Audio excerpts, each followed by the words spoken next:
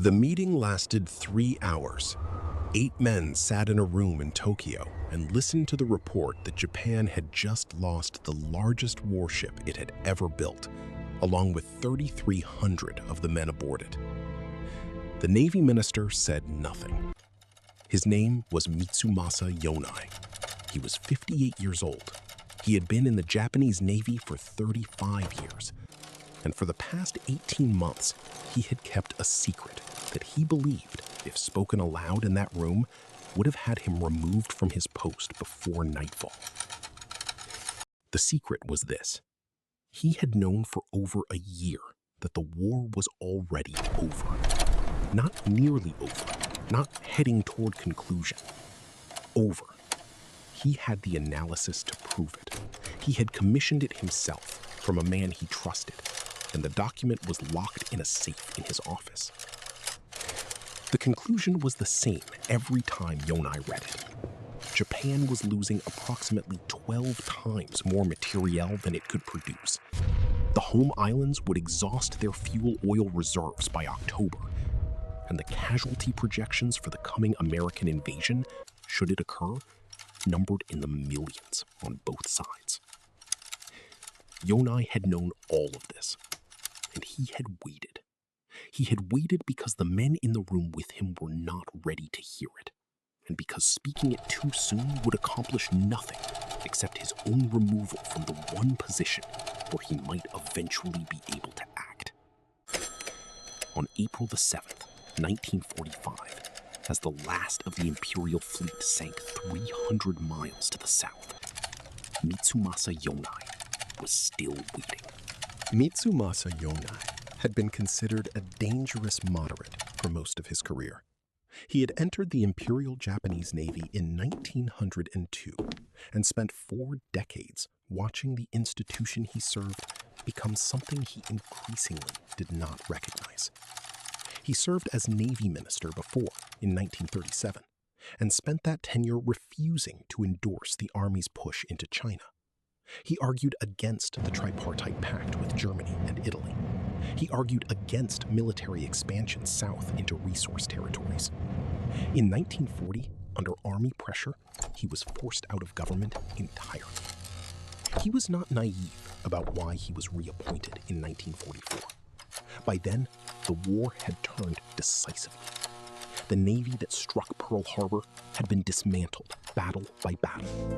The carrier force that had attacked the American fleet no longer existed in any meaningful form. The merchant fleet supplying the home islands was being sunk faster than it could be replaced. The men who brought Yonai back into the cabinet did so because they believed he could be managed. He had different intentions.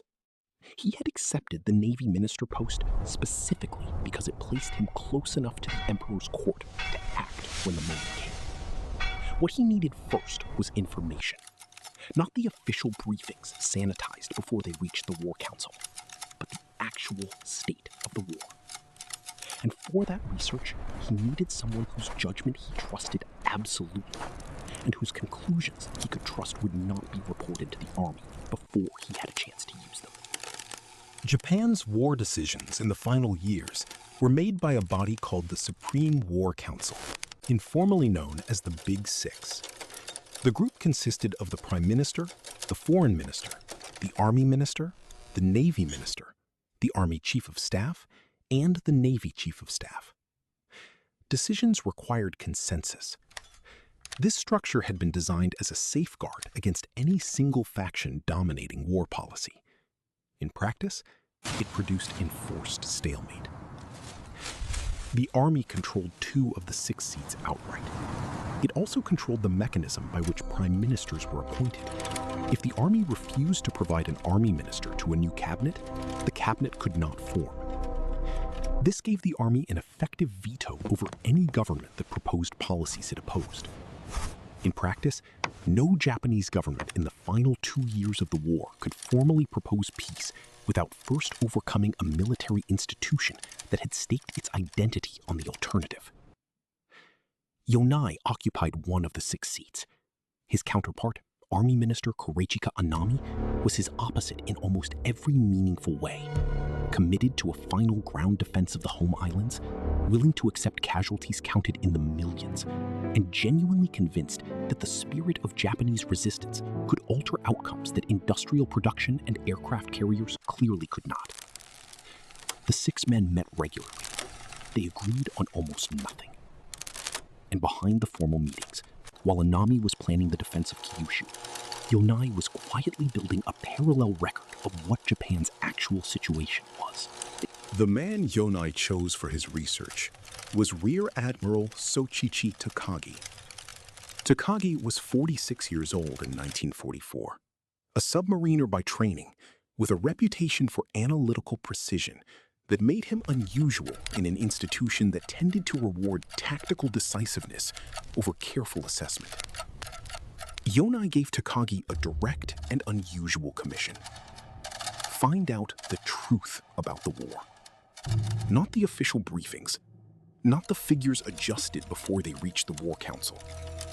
The actual production numbers, the actual casualty rates, the actual fuel reserves, the actual state of the army divisions that would defend the home islands if the Americans landed.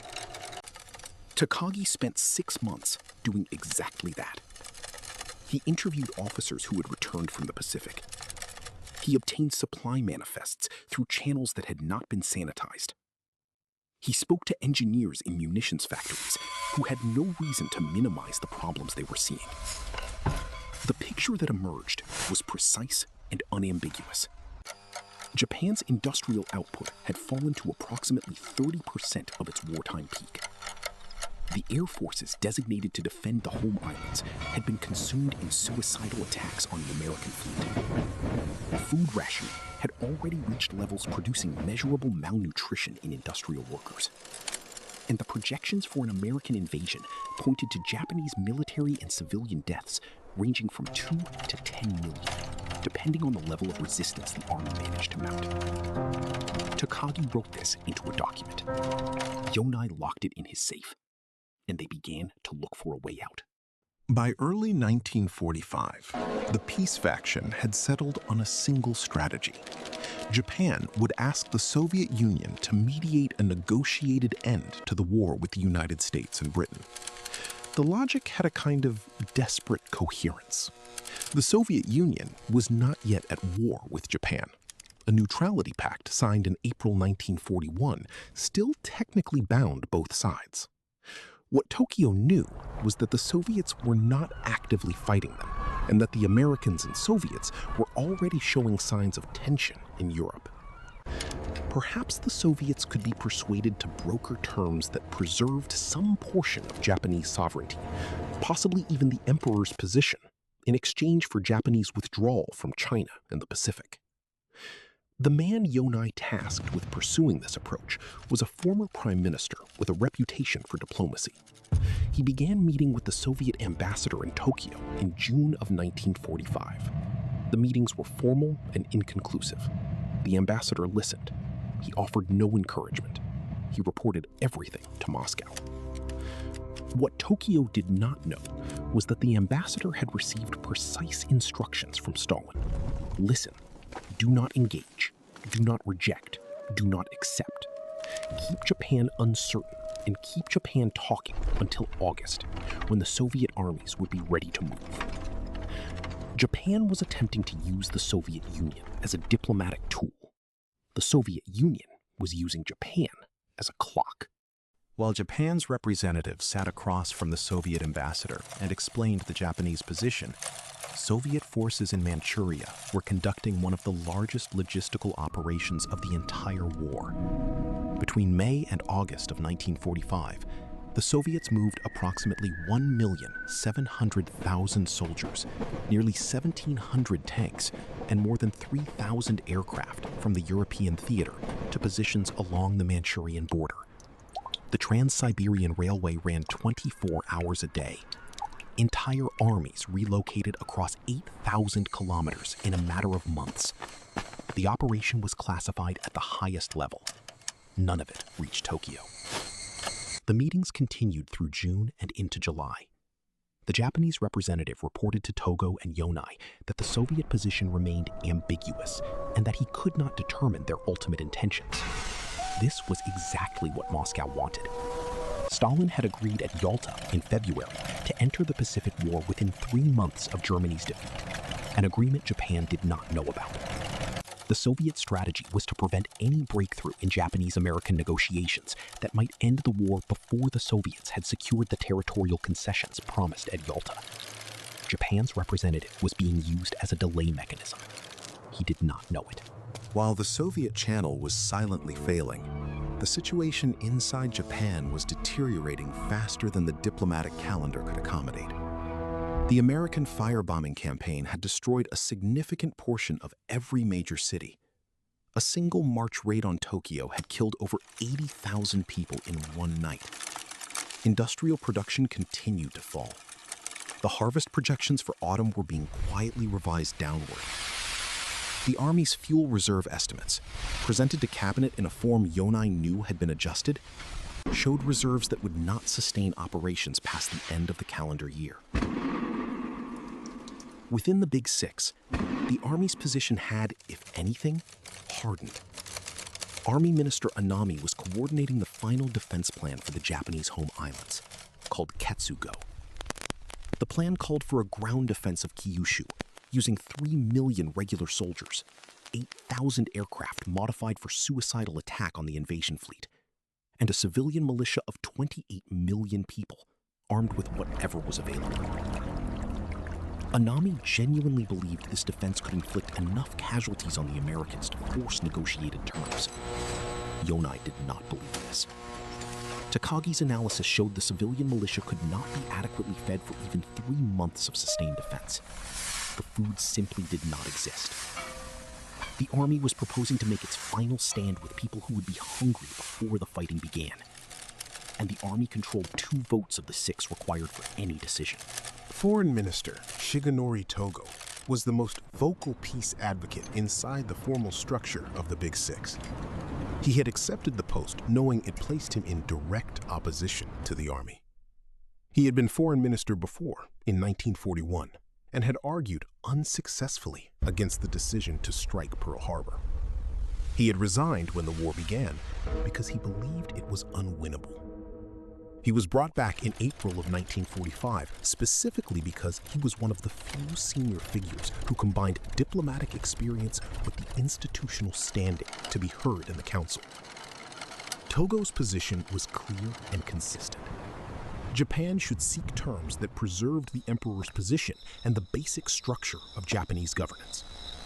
Total, unconditional surrender, as the Americans had demanded publicly, was something the military would never accept voluntarily, and if forced upon them by invasion, would produce a resistance that could kill millions. A negotiated surrender could end the war with Japan's core institutions intact. This was not a popular argument. The Army viewed any discussion of terms as defeatist. Japan's military police monitored known peace advocates. There are at least 2 documented instances in mid-1945 of officers presenting Army commanders with lists of civilian officials assessed as disloyal to the war effort. Togo's name was on those lists. Yonai's name was on those lists. They continued to meet and to plan and to wait for the moment they could not manufacture, but could only recognize when it came.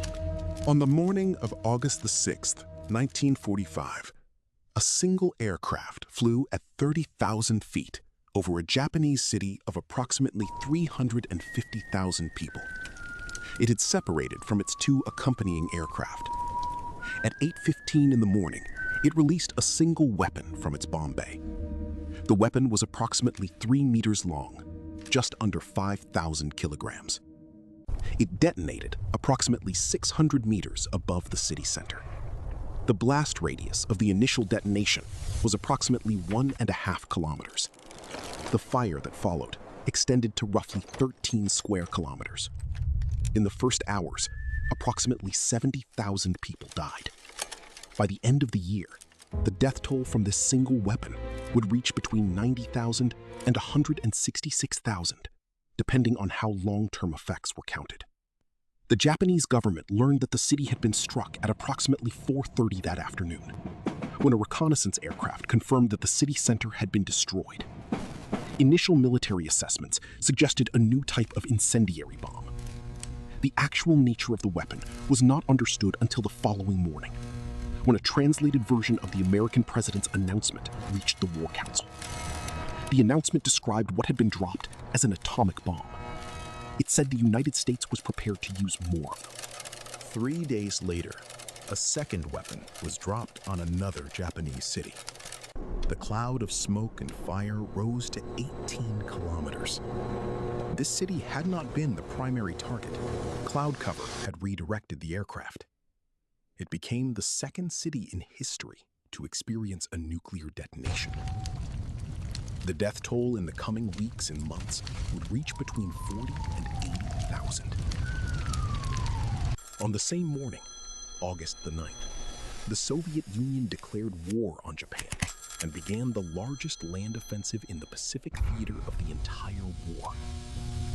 Soviet forces crossed the Manchurian border at 9 points simultaneously. The Japanese army in Manchuria, the Kwantung Army, had been stripped over the previous 2 years to reinforce other theaters. What remained faced 1,700,000 Soviet troops with modern armor. The front collapsed within hours at multiple points. These two events, occurring on the same day, broke the political deadlock in Tokyo that had held the peace faction in check for 18 months. The Army's strategic argument had rested on 2 premises: that the home islands could be defended against invasion, and that the Soviet Union could be used as a mediator. The events of August the 9th destroyed both premises simultaneously. Yonai and Togo now had the argument the Army could not answer, and they had approximately 72 hours to use it before the Army found another way to maintain the deadlock. The Big Six met on August the 9th in the hours following the second bomb and the Soviet declaration of war. The meeting lasted most of the day and produced no agreement. The Army's position, stated by Army Minister Anami and Army Chief of Staff Umezu, was that Japan should accept conditional surrender only, with conditions that included no occupation of the home islands, no disarmament of Japanese forces by foreign powers, Japan conducting its own war crimes trials, and preservation of the imperial system. The peace faction, led by Togo, was willing to accept unconditional surrender on every point except the preservation of the emperor. The gap between these positions was not technical. It was a question of whether the Army was prepared to accept the end of its own institutional authority and occupy Japan with foreign-conducted disarmament and foreign-conducted war crimes trials was a Japan in which the Army that had run the country for 15 years would cease to exist as a power. Anami understood this. His counterpart, Umezu, understood it. They continued to vote no. The meeting ended without resolution. A second session was called for that evening. It also ended without resolution. 3 people, 2 atomic bombs, and a Soviet invasion had not moved the Army's position by a single vote. The Prime Minister had never in his tenure taken the step he was now preparing to take. He requested an imperial conference. He intended to ask the Emperor to break the deadlock by speaking his personal opinion. The Imperial Conference convened at midnight on August the 9th, going into the 10th. The members of the Big Six, joined by additional cabinet members, assembled in a conference room in the palace bunker, underground, the ceiling dripping condensation from the humid August night. The Emperor entered and took his seat. He was rarely seen outside formal ceremonies. He looked, by the accounts of those present, exhausted. The Prime Minister explained the deadlock.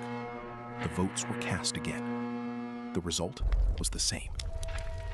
Then the Prime Minister rose and did something that had not been done in modern Japanese governance. He asked the Emperor to personally decide the question before them. After a moment of silence that witnesses described as lasting approximately 2 minutes, the emperor spoke. He said he had considered the situation carefully and was in favor of accepting the Allied terms, preserving only the imperial house. He said he had examined the position of those who wished to continue the war and could not find in their arguments a reason to believe continuation would produce a different outcome than the one the army was trying to avoid. He said he was aware this decision would cause immense suffering. He said he was prepared to face whatever came next. He said his decision was final. The room was silent.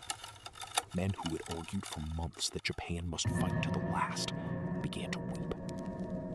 Yonai had waited 8 days. Between the 10th and the 14th of August, Japan and the United States exchanged diplomatic communications through neutral intermediaries regarding Japan's single condition, the preservation of the imperial house. The American response stated that the authority of the emperor to govern would be subject to the supreme commander of Allied powers, but it did not abolish the imperial institution. The government spent 2 days debating whether this was acceptable.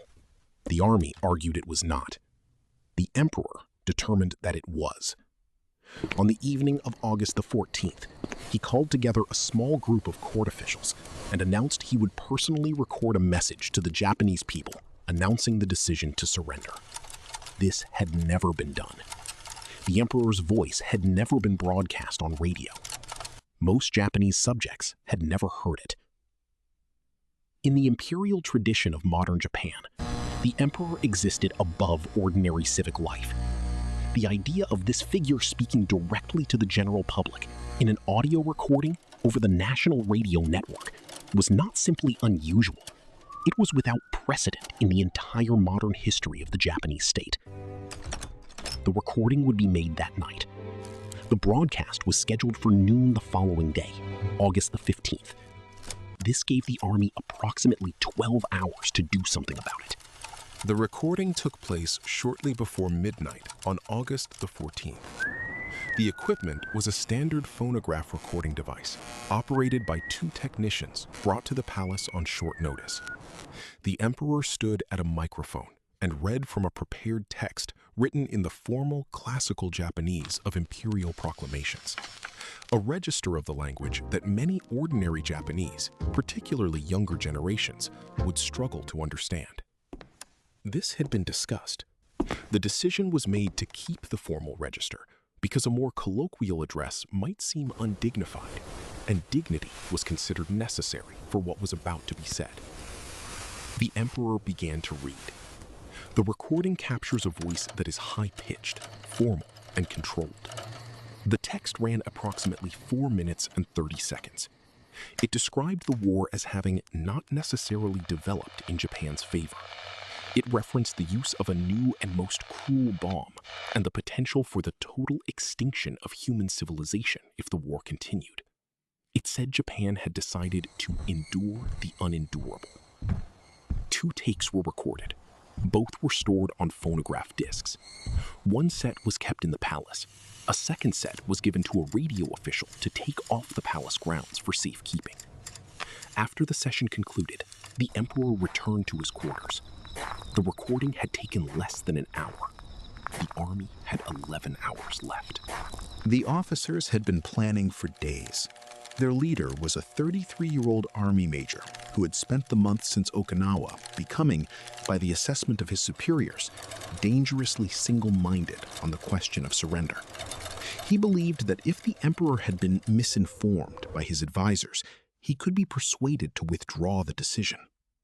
The plan required control of the palace grounds, the removal of key figures, and the destruction of the recording before it could be broadcast.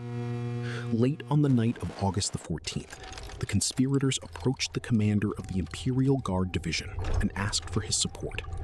The commander refused. One of the conspirators shot him. The killing committed them to the path. There was no turning back. Using forged orders bearing what they claimed was the dead commander's seal, they directed the Imperial Guard to seal the palace grounds. Guards were positioned at every gate. No one was to enter or leave. The conspirators began searching for the phonograph recordings. They did not know where the recordings had been stored. They searched offices, storage rooms, and private quarters. They confronted court officials and demanded information. Some officials told them nothing. Others were not found. Lord Keeper of the Privy Seal Kido, who had been the primary architect of the Emperor's intervention in the war decision, received word of what was happening and retreated to a secure room within the Imperial Household Ministry.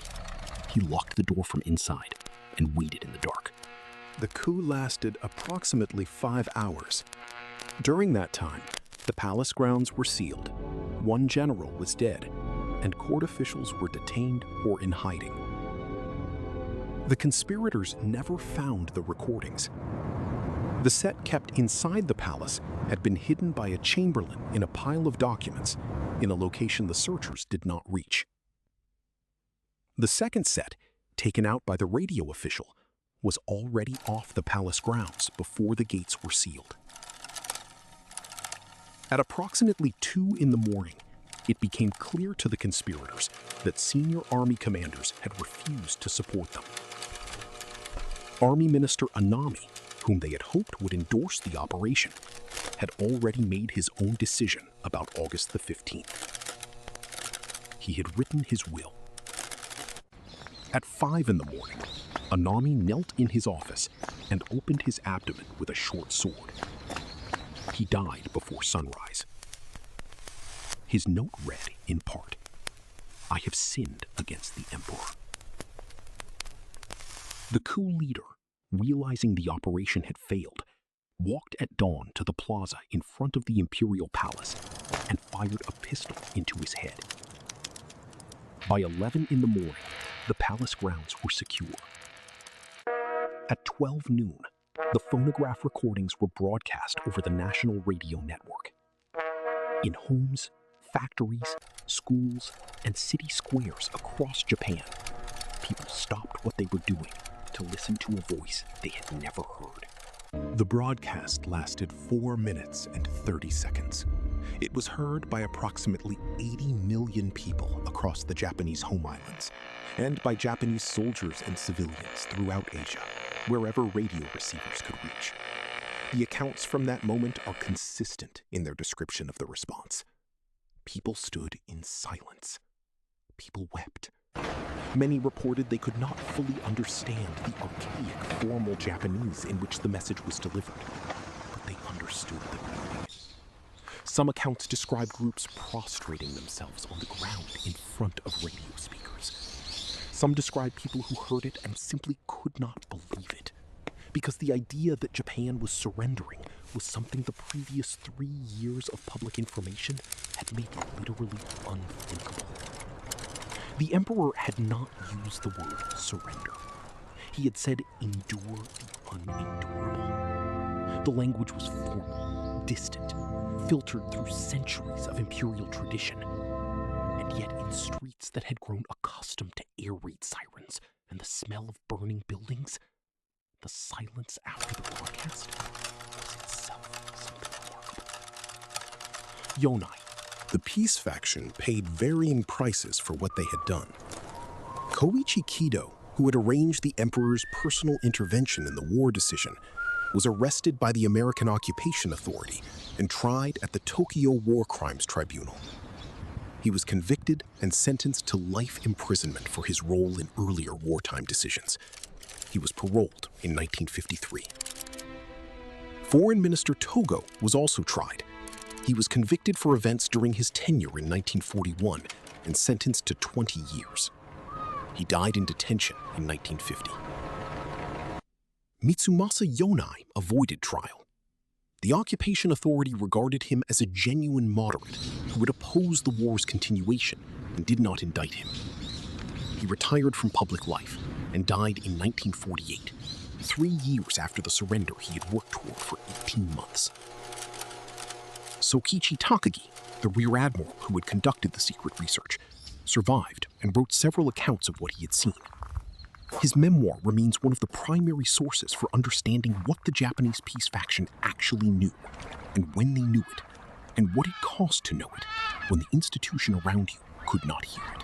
The question that runs through all of their accounts is the same question Yonai had been carrying since 1944. If the analysis was clear, if the conclusion was documented, if the outcome was known, why did it take 2 nuclear weapons and a Soviet invasion to produce a surrender that the peace faction had been working toward for 18 months? The answer, as Takagi came to understand it, was not strategic. It was institutional. The Japanese army in the final years of the war was not making decisions based on assessment of what was possible. It was making decisions based on what the army, as an institution, was built to believe. To acknowledge defeat was to acknowledge that the army had been wrong. To be wrong was to lose the mandate that justified everything the army had done since 1931. Every death, every occupation, every expansion into China and Southeast Asia and the Pacific. The army could not acknowledge defeat because defeat was not a data point. It was an existential statement about the institution itself. Yonai and Togo and Kido and Takagi had spent 18 months trying to introduce evidence into a conversation where evidence was structurally irrelevant. What they needed was an authority the army could not overrule. And the army's response to that authority, the coup attempt of August the 14th, had come close enough to succeeding that the outcome was not certain until 3 in the morning. There is a moment in Takagi's account that stands out above the others. He describes a day in the summer of 1944 when he completed his initial analysis and went to present his findings to Yonai. He had expected that Yonai would be surprised. Yonai was not surprised. Yonai read the document carefully, asked several clarifying questions about the production figures, and then said something very close to, "I thought it was this bad. I was hoping it was not quite this bad."